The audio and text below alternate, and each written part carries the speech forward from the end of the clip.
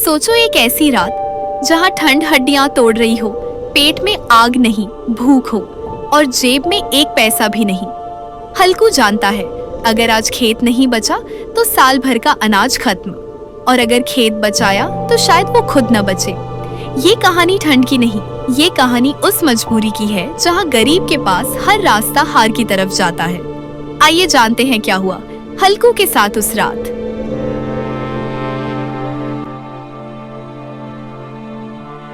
हल्कू ने आकर स्त्री से कहा, सहना आया है, लाओ जो रुपए रखे हैं उसे दे दूं, किसी तरह गला तो छूटे। मुन्नी झाड़ू लगा रही थी, पीछे फिरकर बोली, 3 ही तो रुपए हैं, दे दोगे तो कम्बल कहाँ से आवेगा? माघ पूस की रात हार में कैसे कटेगी? उससे कह दो फसल पर दे देंगे, अभी नहीं। हल्कू एक क्षण अनिश्चित दशा में खड़ा रहा। पूस सिर पर आ गया, कम्बल के बिना हार में रात को वह किसी तरह नहीं जा सकता। मगर सहना मानेगा नहीं, घुड़कियां जमावेगा, गालियां देगा। बला से झाड़ों में मरेंगे, बला तो सिर से टल जाएगी। यह सोचता हुआ वह अपना भारी भरकम डील लिए हुए, जो उसके नाम को झूठ सिद्ध करता था, स्त्री के समीप आ गया और खुशामद करके बोला, ला दे, गला तो छूटे, कम्बल के लिए कोई दूसरा उपाय सोचूंगा। मुन्नी उसके पास से दूर हट गई और आंखें तरेरती हुई बोली, कर चुके दूसरा उपाय, जरा सुनूं तो कौन सा उपाय करोगे? कोई खैरात दे देगा कम्बल, न जाने कितनी बाकी है जो किसी तरह चुकने ही नहीं आती। मैं कहती हूँ तुम क्यों नहीं खेती छोड़ देते, मर मर काम करो, उपज हो तो बाकी दे दो। बाकी चुकाने के लिए ही तो हमारा जन्म हुआ है, पेट के लिए मजूरी करो, ऐसी खेती से बाज आए। मैं रुपए न दूंगी न दूंगी। हल्कू उदास होकर बोला, तो क्या गाली खाऊं? मुन्नी ने तड़प कर कहा, गाली क्यों देगा, क्या उसका राज्य है? मगर यह कहने के साथ ही उसकी तनी हुई भौहें ढीली पड़ गई। हल्कू के उस वाक्य में जो कठोर सत्य था, वह मानो एक भीषण जंतु की भांति उसे घूर रहा था। उसने जाकर आले पर से रुपए निकाले और लाकर हल्कू के हाथ पर रख दिए। फिर बोली, तुम छोड़ दो अब की से खेती, मजूरी में सुख से एक रोटी तो खाने को मिलेगी, किसी की धौंस तो न रहेगी। अच्छी खेती है, मजूरी करके लाओ, वह भी उसी में झोंक दो, उस पर भी धौंस सुनो। हल्कू ने रुपए लिए और इस तरह बाहर चला मानो अपना हृदय निकालकर देने जा रहा हो।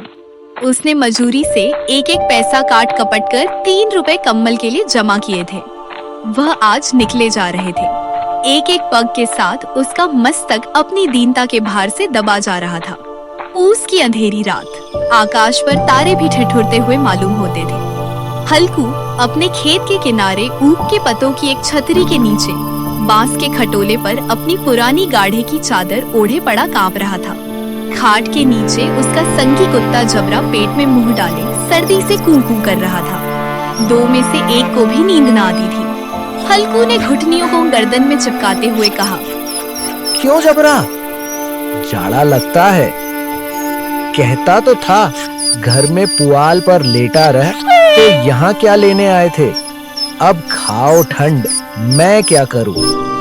जानते थे मैं यहाँ हलवा पूरी खाने आ रहा हूँ, दौड़े दौड़े आगे आगे चले आए।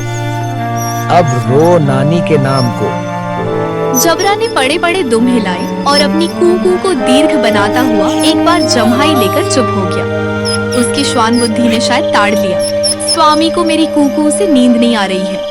हल्कू ने हाथ निकालकर जबरा की ठंडी पीठ सहलाते हुए कहा, कल से मत आना मेरे साथ, नहीं तो ठंडे हो जाओगे।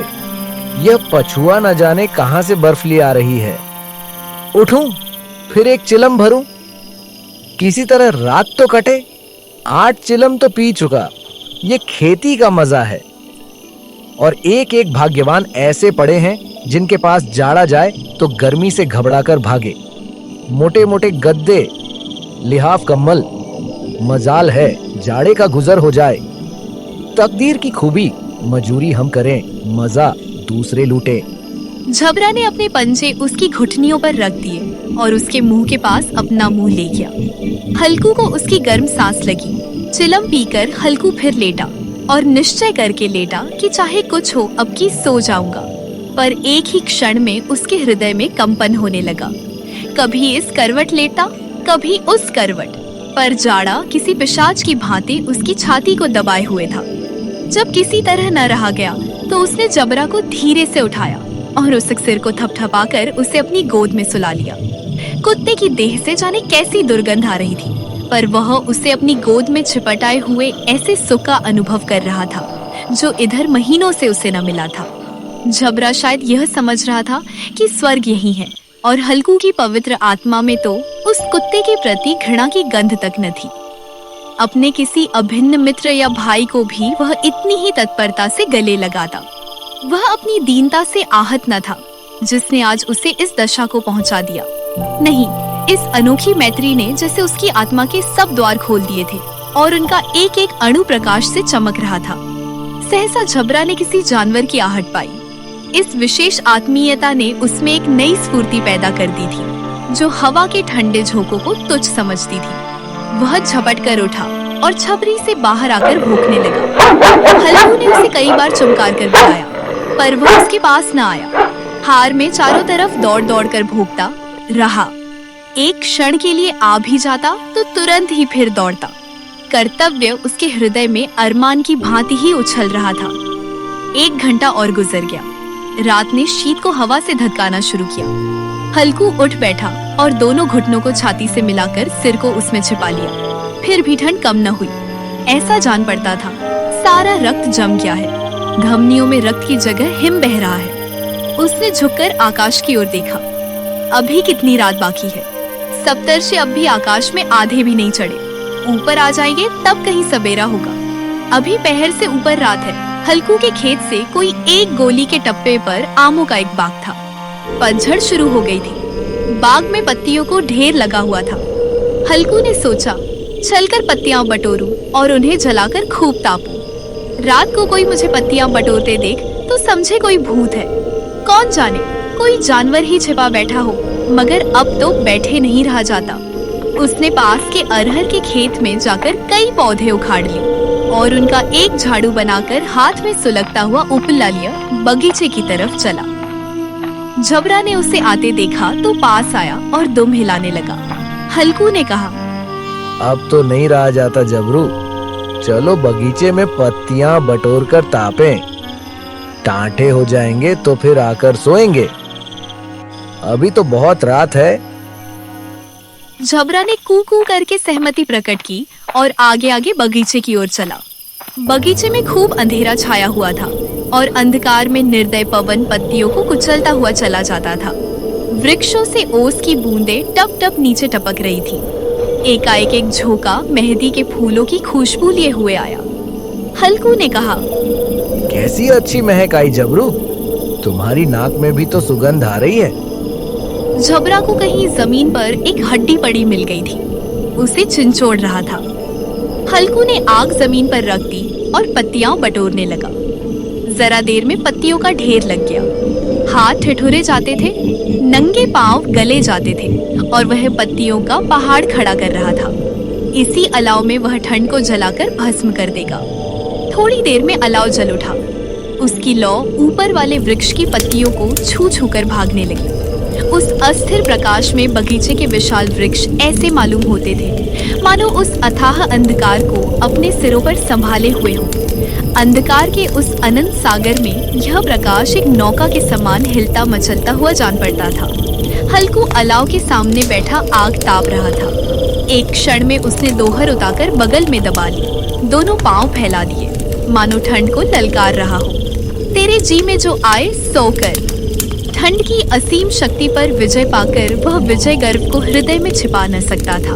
उसने जबरा से कहा, क्यों जब्बर, अब ठंड नहीं लग रही है? जब्बर ने कू कू करके मानो कहा, अब क्या ठंड लगती ही रहेगी। पहले से यह उपाय न सूझा, नहीं इतनी ठंड क्यों खाते।